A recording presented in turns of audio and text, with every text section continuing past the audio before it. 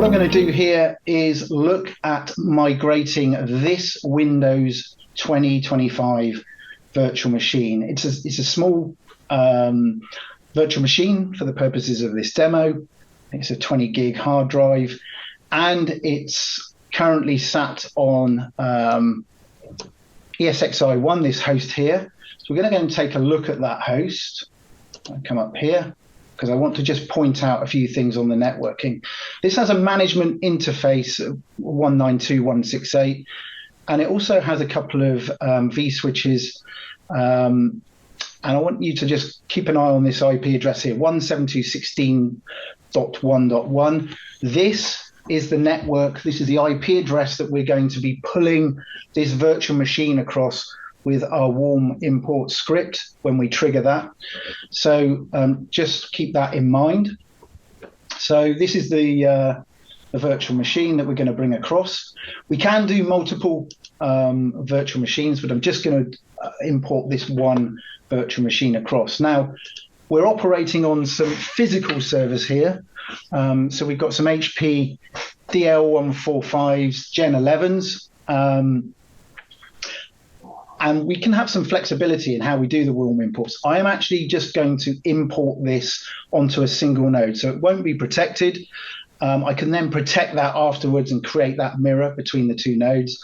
But for the purposes of the demo today, I'm literally going to be pulling that virtual machine over into this node 2 here. This node has an IP address of 10.40.0.34. If I come down here and open up my script, this is the Python script that I'm going to be using. Let's just move that out of the way. So we're calling upon the host name of the SvHCI node. We're passing the password through there. This host name IP address, that IP address that I was referring to. So we're going to an individual ESXi host. We could go to a vCenter. The root and the password of that, the virtual machine name, --pool is the storage that I'm going to put this on, --warm, and then power. Now, if I wanted to make this highly available and protect this virtual machine on the initial warm import, I could just put this parameter in as well, --remote -pool, and then the pool name there.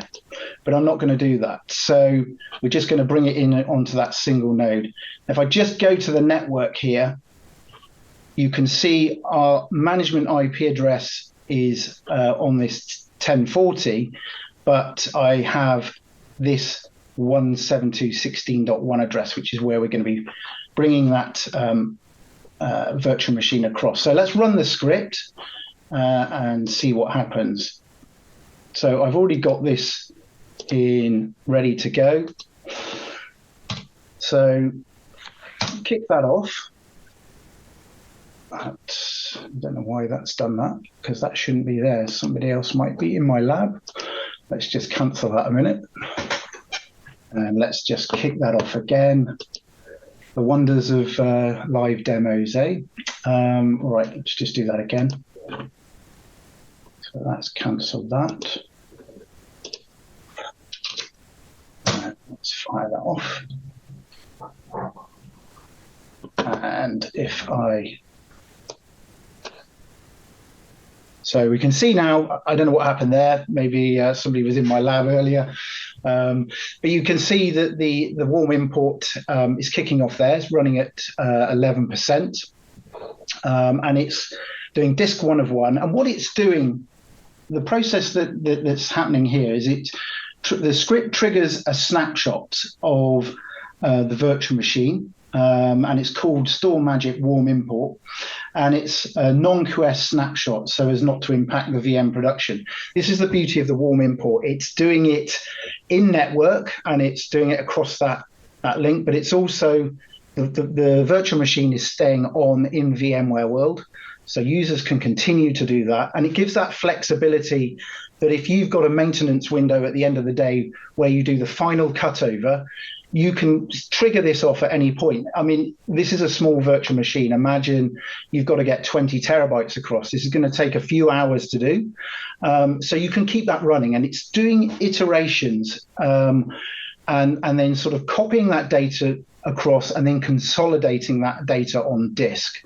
So it could take 8 hours, and at the end we have that final cutover, and then we can, when the final cutover is done, it does the last piece, it does that final iteration to make sure the data is across, and then effectively you power off the virtual machine and it comes up in SvHCI world. So this is what I'm going to hopefully show you in a minute. In terms of the storage, I can go and have a look at the storage statistics here to show that that data is coming across. Hopefully you can see this in here.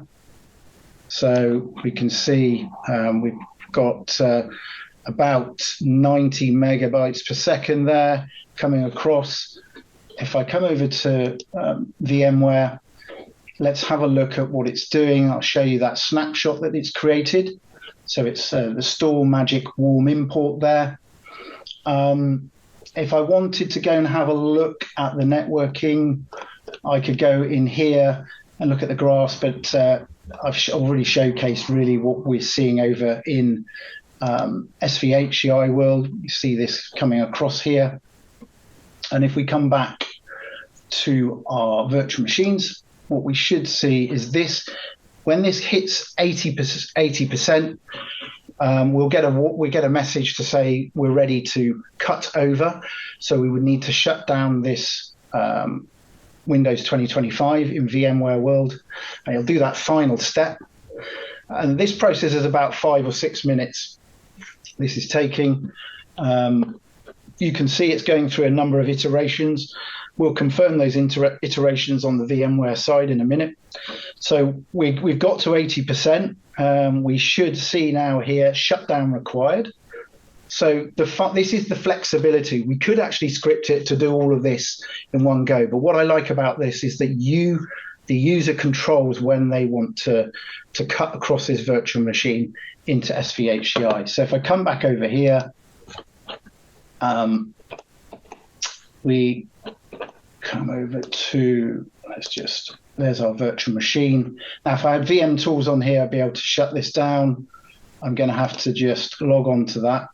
The console here, Control-Alt-Delete.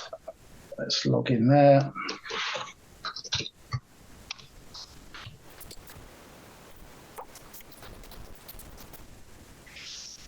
Helps if I can type the password correctly. It's in now. Let's just shut that down. There we go, it's coming back up. And if we come in here, we're going to just shut this guest down as required.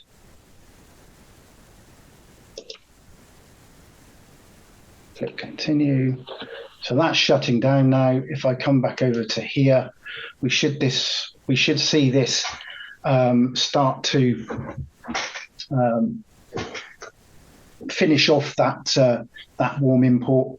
It'll do this final, and this is relatively quick. This takes maybe a minute or so, and that will suddenly shoot up to 100%. We'll see the virtual machine appear here, and you can see these current virtual machines here are unprotected. If I wanted to protect those, I can just edit those, protect them, and create the mirror with its partner there. So this will continue to run. Let's just do a little refresh.